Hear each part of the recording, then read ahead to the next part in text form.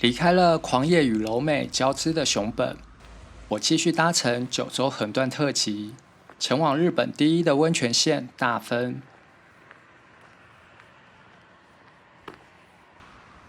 虽然是第一次前往大分，但我对大分一直有种熟悉的感觉。游学时的室友就来自大分，而当时的友谊不但开启了我对日本的好奇，也让我对大分留下了亲切的印象。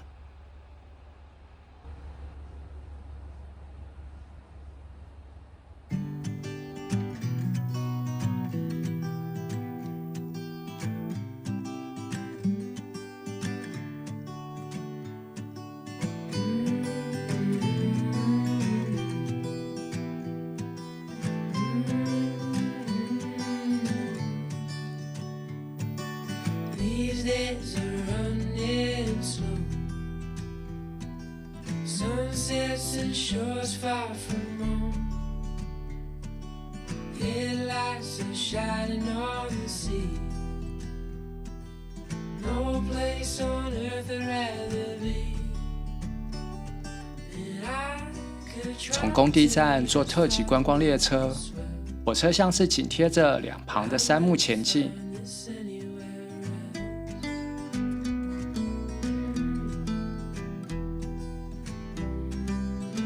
隧道、峡谷、铁桥、森林，前进的节奏像是即兴演出的爵士乐，只用几个音符就能组合出一段自由的乐曲。不设限的灵魂，像是一场无法复制的旅行。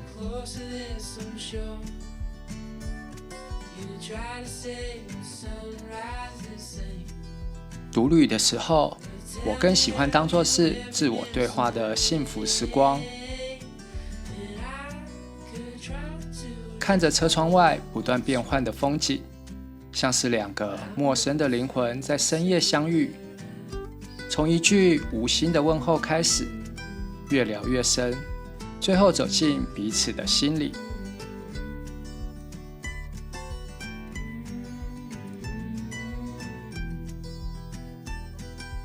当右手边出现大海，就代表快到别府了，正式开始3天2夜的大分疗愈温泉之旅。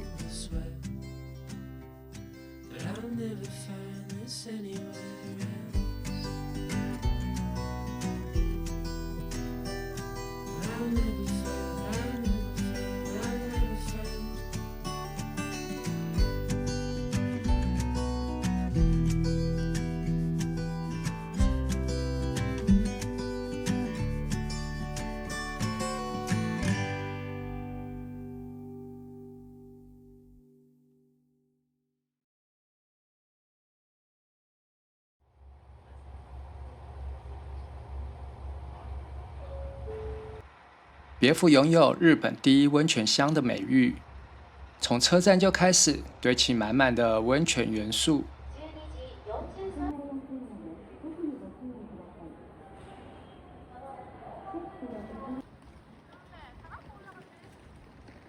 别府的铁轮地区，因为喷发蒸汽、泥浆和温泉超过1000年，古时候没有人敢接近这一区，因此被称为地狱。地狱这个名字衍生出恶鬼的联想，所以别府的路上有很多恶鬼的形象。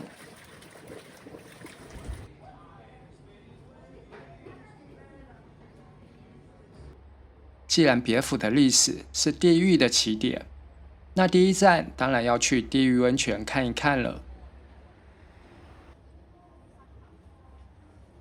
从车站坐公车20分钟，就会到地狱温泉，而这些温泉大多不能泡，却有更胜于入狱的趣味。7个温泉有共通券，如果参观会超过5个，用共通券会比较划算哦。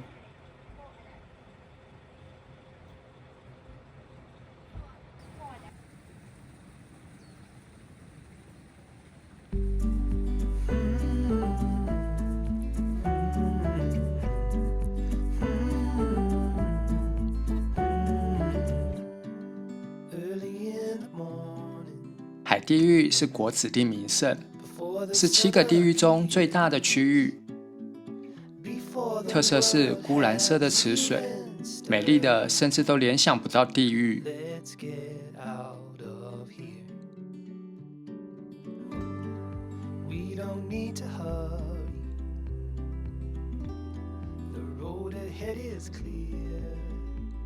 近距离绕温泉池一圈，或是站在高点向下看，看似在怒吼的蒸汽，却是冬日里的温暖怀抱。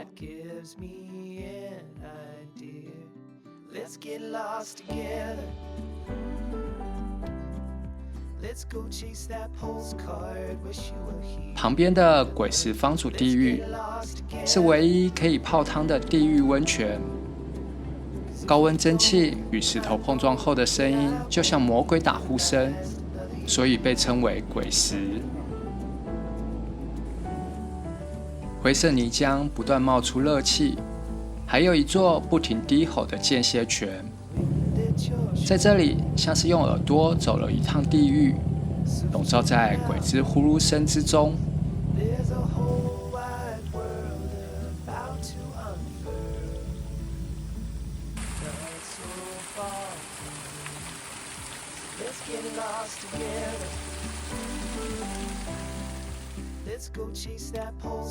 灶门地狱像是一场园游会，有很多区域可以近距离互动，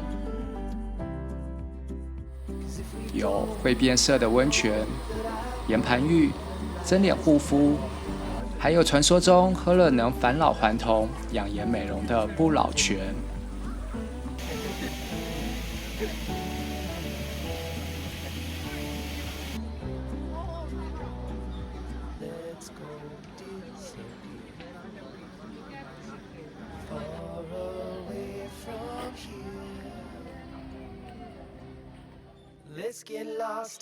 鬼山地狱又被称为鳄鱼地狱，因为这里养了超过70只鳄鱼。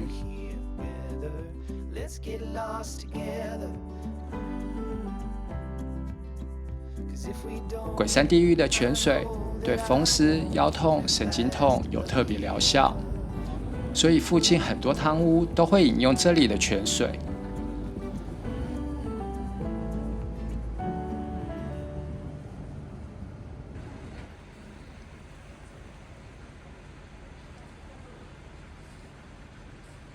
白池地狱也是国指定名胜，坐落在宁静的日式庭园中，涌出的泉水无色透明，沉到池底变成自然的淡蓝色。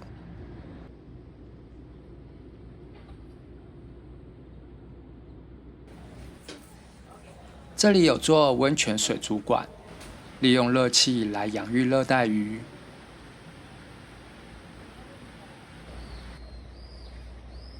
相较其他热闹的地狱温泉，白池地狱比较安静，蒸汽像是无声的乐曲，轻柔地飘散在宁静的空气中。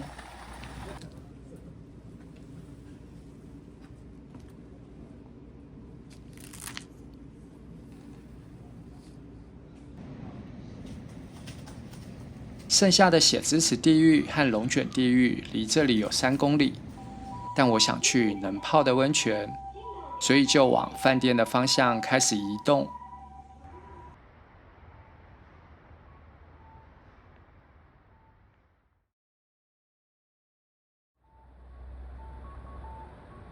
饭店旁边有座高100公尺的别府塔，这是日本第3座电视塔，完工的时间甚至比东京铁塔还早。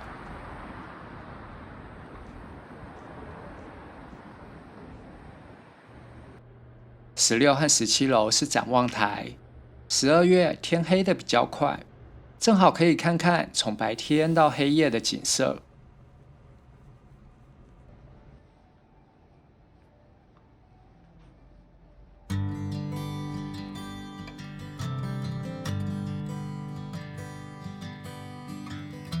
如果以疗愈为主题安排旅程，其实地狱温泉并不符合期待。但参观过热闹的景点，对比之后的行程更显得安静。好像又是必要的安排。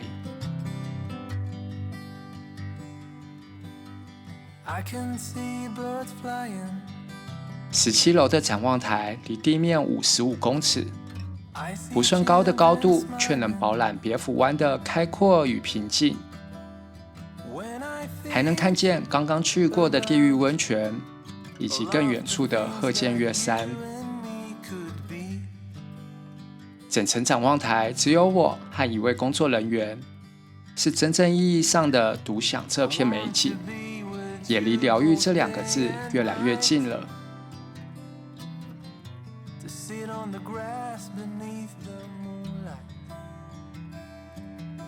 行驶中的车灯留影，刻画成华灯初上的街头剪影，温泉乡的画面也越来越清晰。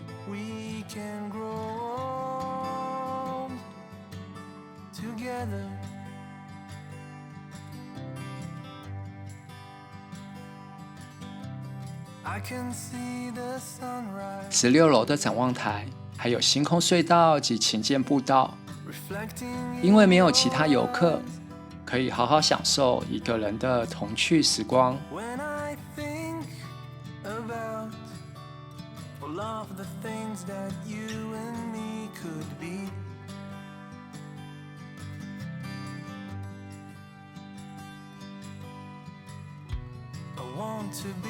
晚上的别府塔点缀变换颜色的灯光，60多年前刚落成的时候，这里一定是别府海岸上最耀眼的星星。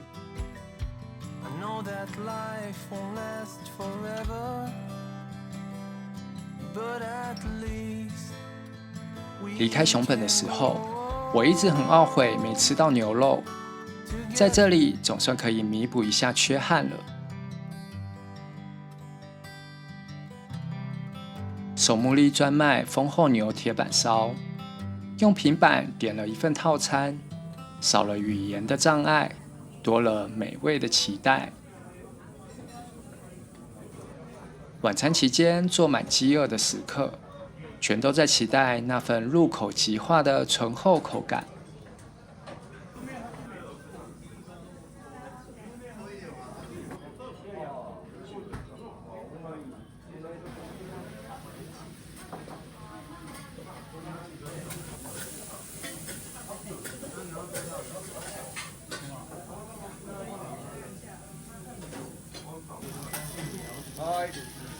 铁盘上吱吱作响的牛排，餐刀接触的时候，就知道肉质有多软嫩了。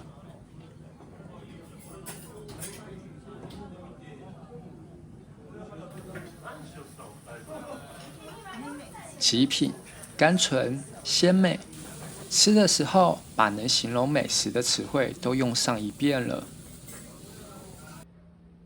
曾获得日本第1称号的丰厚牛，是大分的骄傲，也为这趟旅程留下难忘的美味回忆。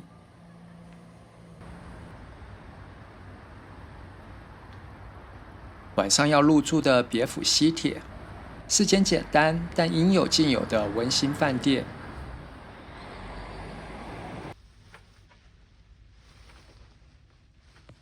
12月的夜晚，最适合睡前泡个温泉，再回到房间享用美酒和和果子，带着浅浅的甜蜜入眠。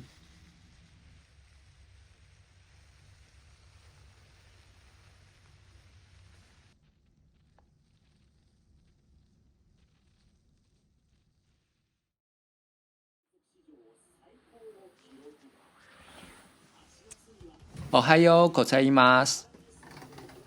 虽然是商务旅馆，但窗户设计成传统旅馆的拉门，复刻了温泉乡的怀旧风情。海面上的云层透出一丝晨光，看来今天有很大的机会是好天气。别府和游步院一直是九州的热门旅游胜地，在做攻略的时候，出现的推荐景点也多大同小异。人多虽然安全，但我总是有想要小小叛逆的时候。相较于热门景点的朝圣，其实我更偏好冷门景点的探险。今天就要去2个比较少人讨论的景点，希望能看见不同的风景。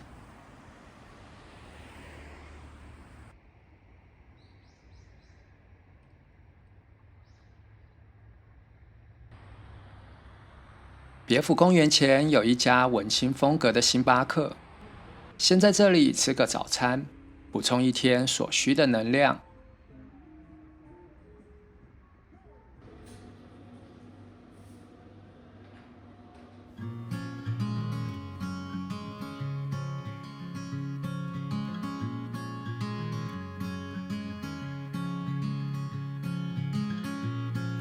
在大面落地玻璃前的座位享用一杯咖啡，前景是疾驶的车流，中景是绿地与植栽，背景是安静的鹤见月，像是仪式的小声，走进日常的光影。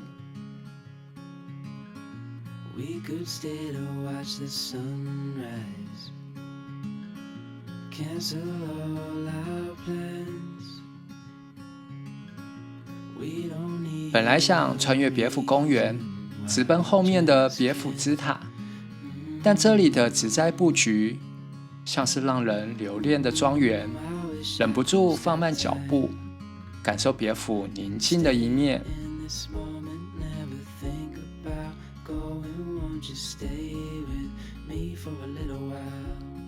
竹林、华木、草坪、罂粟，吹着微风慢慢散步，走出了旅行该有的悠闲节奏。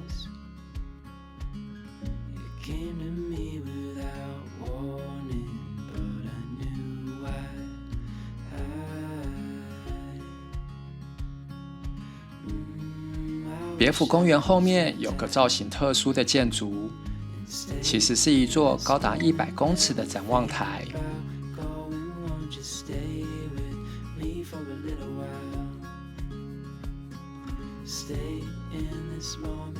300元的门票非常便宜，不到1分钟就直冲96公尺的室内展望台。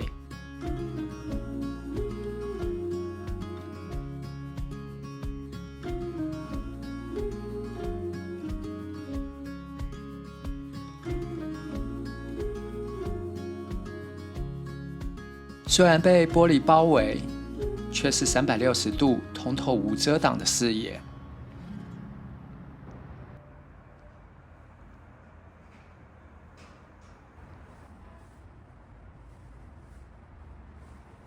往100公尺的展望台走，像是通往天空的阶梯，阳光透过云层洒向大海。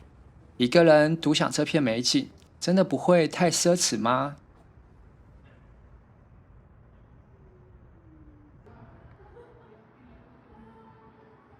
东边的别府湾是大海和小山的组合，是一片百看不厌的风景。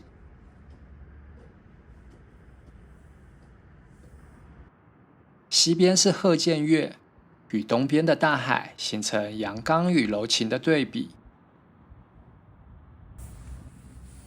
一个人站在高处，是孤单的身影，也是独享世界的宁静。这是我最喜欢的独旅时刻，用开放的胸怀向这个世界致敬。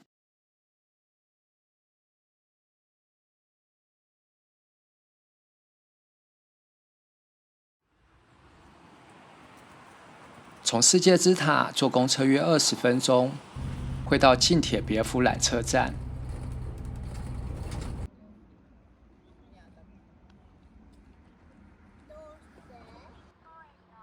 从这里再坐缆车10分钟，就会到鹤见月山。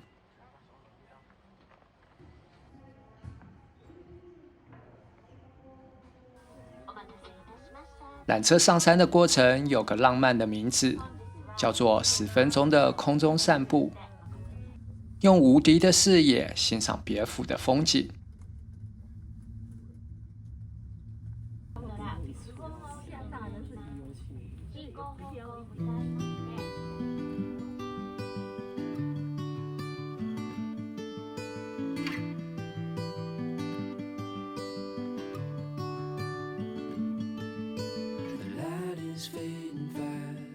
一出缆车站，就看到地上的积雪，山上已经降到0度以下了。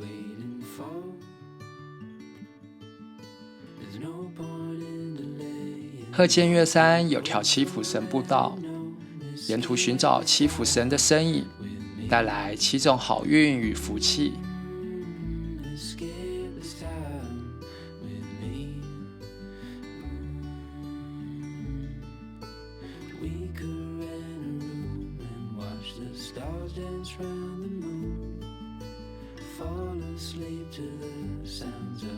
东面的展望台可以看见别府湾，比刚刚在世界之塔看到的景象更开阔，而且还多了站在云里看世界的神秘感。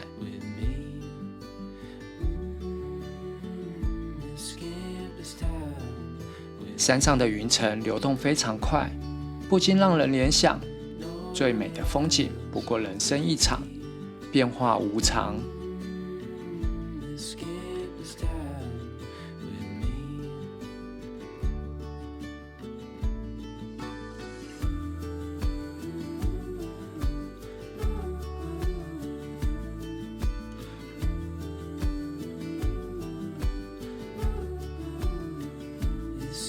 山顶的展望台标高1375公尺，还可以看见游步岳，这里是下午要去的地方。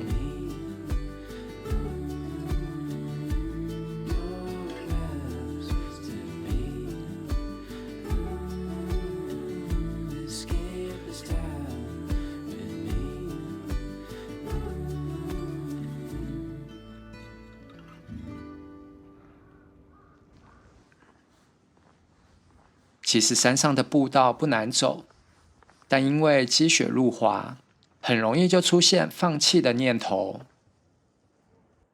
这时，七福神带来的不只是福气，更多的是信念。遇到每位福神后，都有再坚持一下下的心理暗示，很快就收集完7种福气了。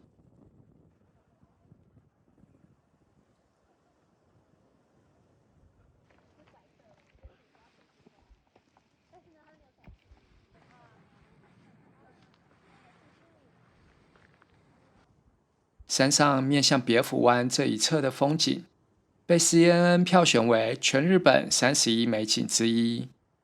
天气好的时候，还能看见4国。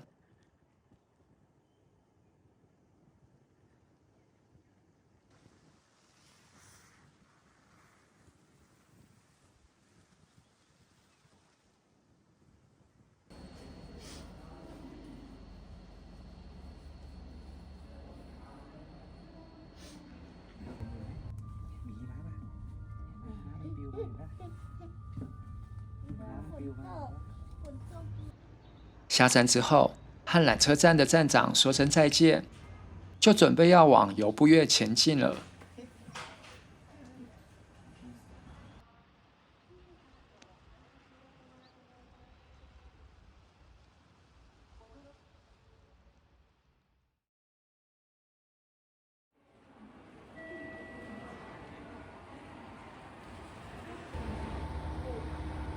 绿色车体的游步院之声，是一辆浓缩了游步院魅力的观光列车。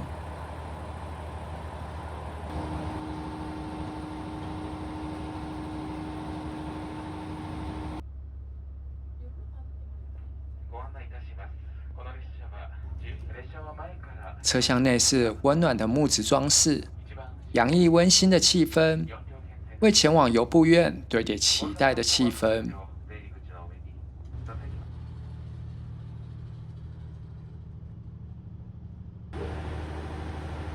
九州的铁道观光非常厉害，配合景点开发的特色列车，还没到目的地，就先留下深刻的印象。驾特快车游步院之3-4号，本列车全车都是对号座。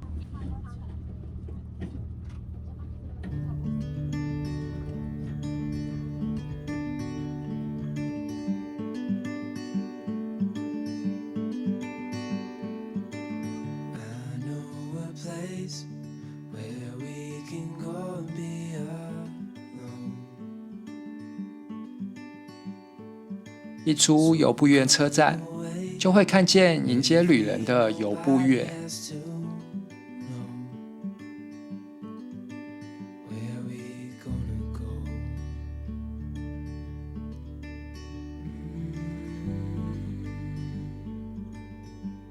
车站旁的游客中心是间简约时尚的建筑，可以在2楼休息一下，看看远处的山景。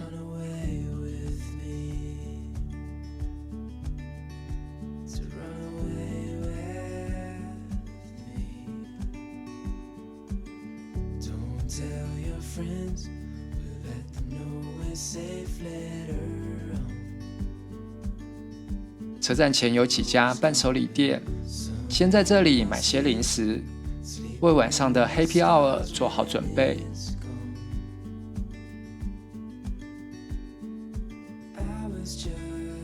游步院虽然有许多舒适的温泉旅馆，多数游客仍然选择一日游的体验方式，所以5点过后会迅速变成安静的小镇。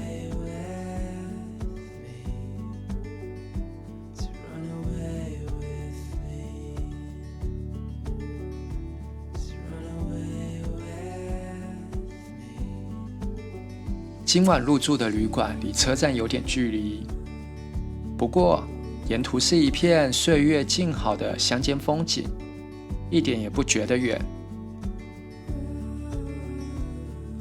这几天温度不断在下降，到温泉小镇最适合在传统的温泉旅馆住一晚。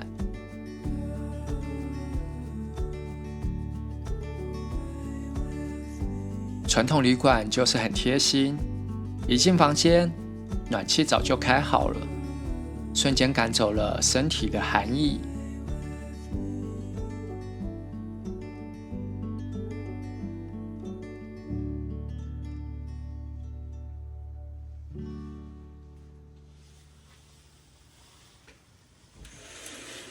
房间还能看见游步乐，尽享平静的时光。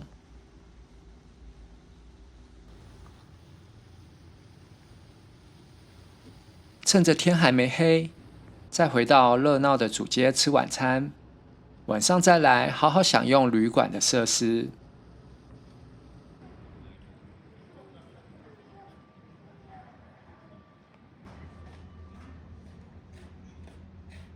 日本有个说法，鳗鱼是一种充满能量的料理，那就用鳗鱼饭好好为旅行的步履增添持续前行的动力。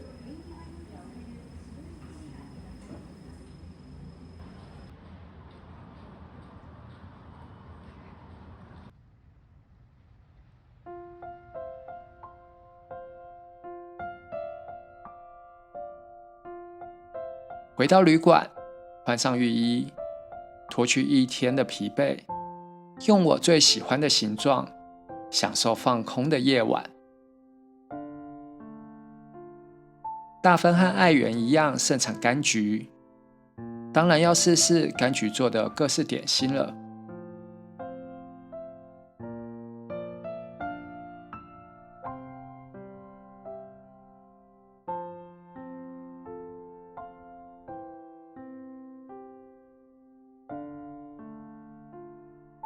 在顶楼的大浴场赶走了寒意，回到房间，迎来最温暖的睡意。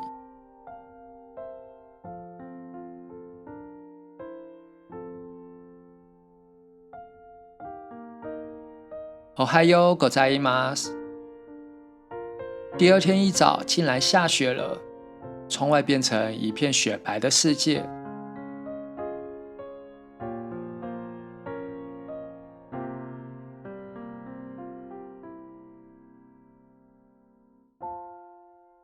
这个时候最适合去顶楼的户外温泉，一边泡汤，一边看着雪景，这是人生中最疗愈的享受。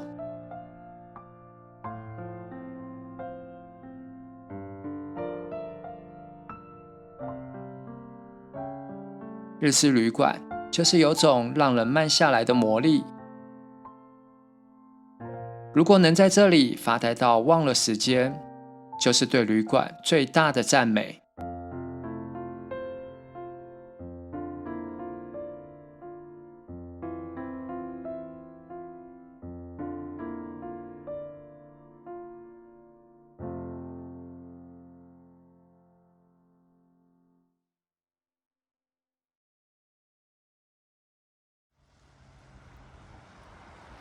游步院最主要的观光区域集中在车站前的商店街，因此远离主街道的景点，反而成为人少的秘境。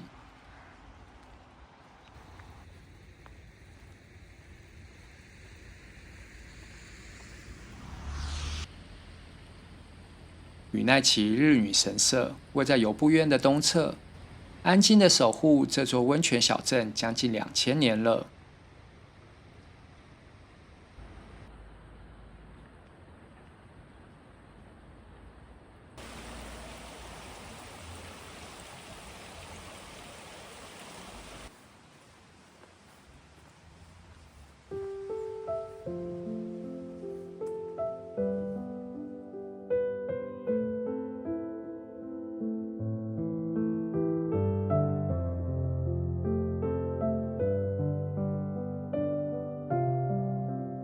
神社的缘起本来是祭祀游步月和杉树，但也有另一种说法是祭祀湖中的鳗鱼精灵。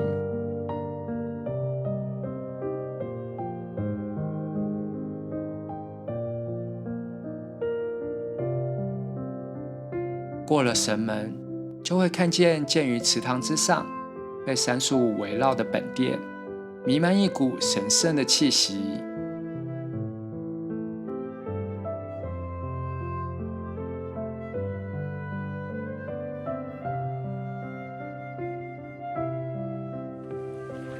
神社不大，踩着积雪的沙沙声，却能让心情感觉平静。清幽的环境暂离了商业区的嘈杂与烦躁。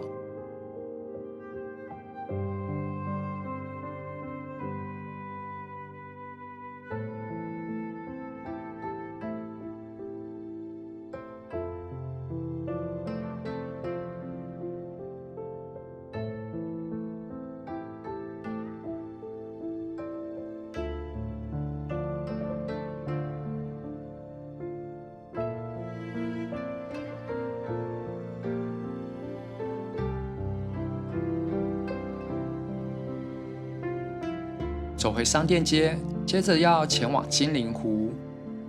沿路上尽是纪念品和餐饮的商家，但我没有停留太久，直奔传说中的梦幻之湖。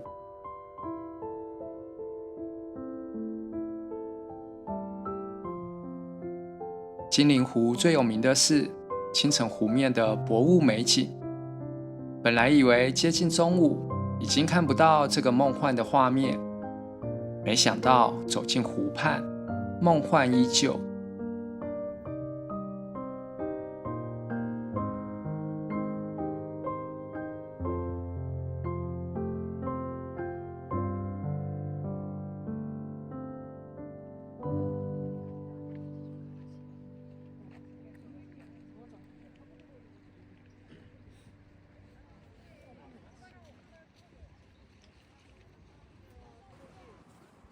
金陵湖的湖水来自地下涌泉，温度比较高，所以在温度比较低的清晨时分，容易出现薄雾的景象。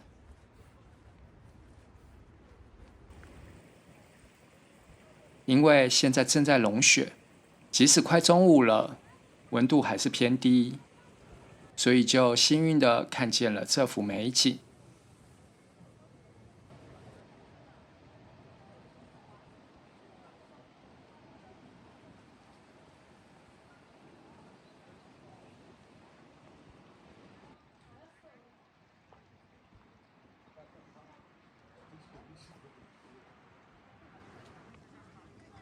湖面倒映远方洒上糖霜的山脉，加上洋式建筑的点缀，湖上升起的薄雾，竟像是误入桃花源的渔夫，留在这里舍不得离开。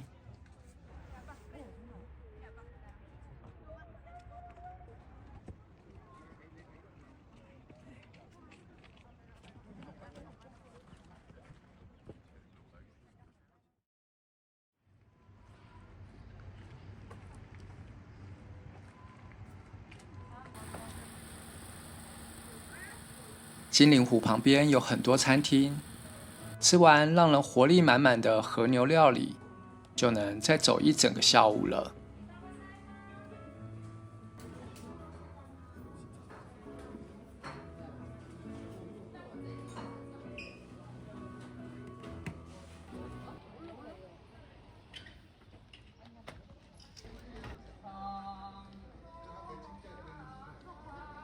汤布院昭和馆是一间保留了昭和风情的展示馆，带有一点点反差的怀旧感，站立在商业区的角落。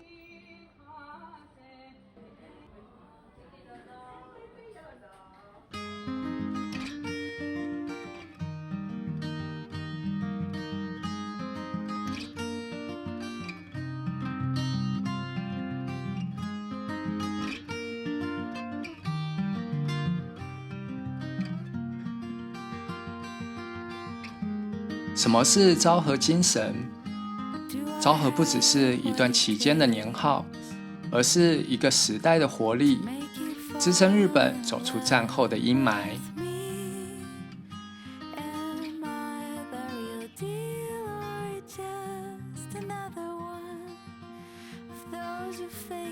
昭和时代的日本迅速走向世界经济强国，那时候没有电脑和手机，所有的东西都是手工制作，每件物品都带有温度，是一个用双手创造财富的年代。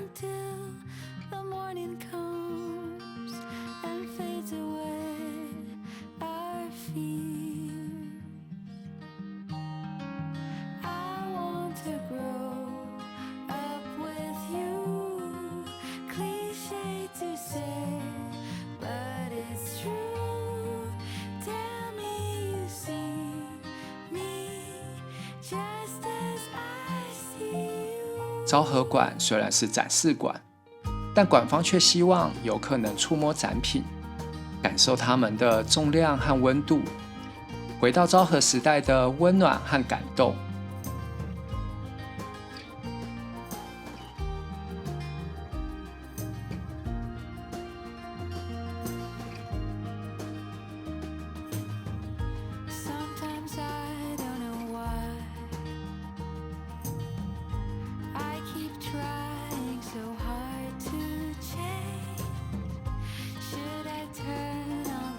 昭和馆的顶楼有个小阳台，一个人站在这里，和街道上的观光人潮形成孤单与热闹的反差。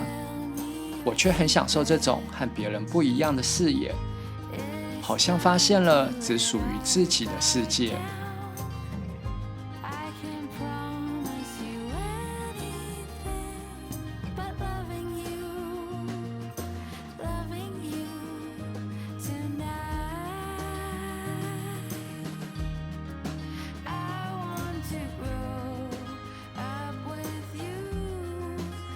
另一个游步院人少的景点，就是这间由建筑大师隈研吾设计的 Comical Art Museum。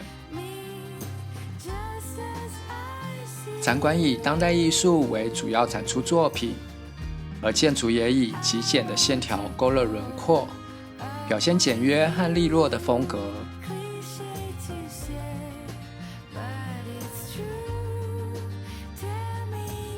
建筑旁的植栽和水池，糅合了阳刚的线条，游走在参观动线上，有种与自然共存的融合。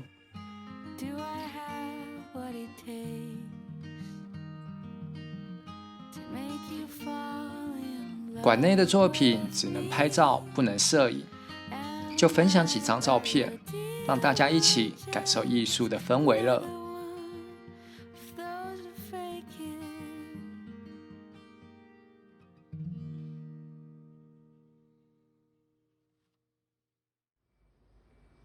无论是展馆建筑或作品本身，都是出自当代艺术大师之手，欣赏的同时也治愈了心灵，带来精神的宁静。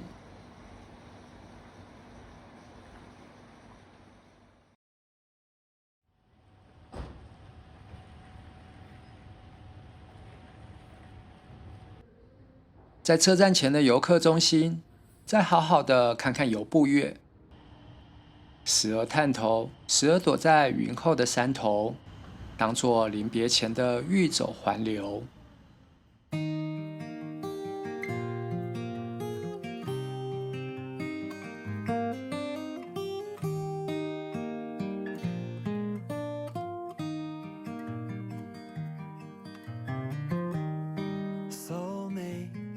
即使是热门的旅游景点，我还是喜欢寻找冷门的风景，不是刻意的标榜特立独行，而是从新鲜的视角，好像更能留下到此一游的证明。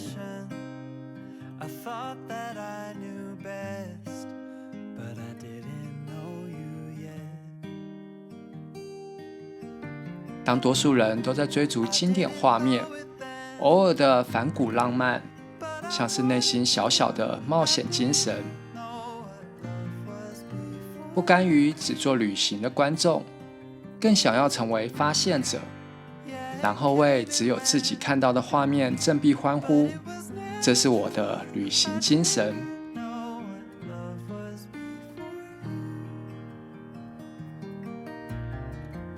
已经有太多旅游书和影片介绍别府和游步院，但这里对我来说更像是一首未完成的诗，尽量减少预设好的剧本，多一点即兴捕捉的画面，用不经意的细碎与主流进行一场温柔的较劲。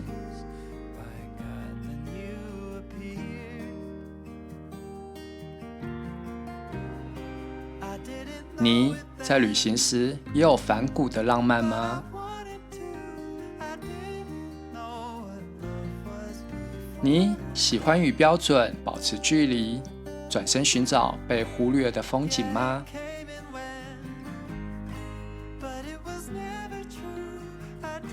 如果你也喜欢在旅程中发掘只属于自己独特的风景，欢迎订阅我的频道，一起带着温柔的固执与世界玩一场捉迷藏。窗内路都路苦有了西谷内。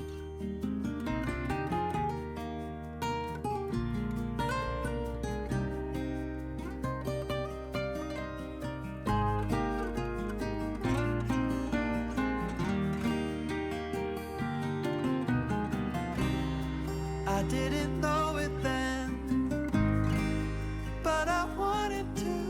I didn't know what love was before you.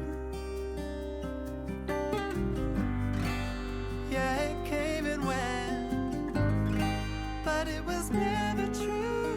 I didn't know what love was before you. I didn't know what love was before.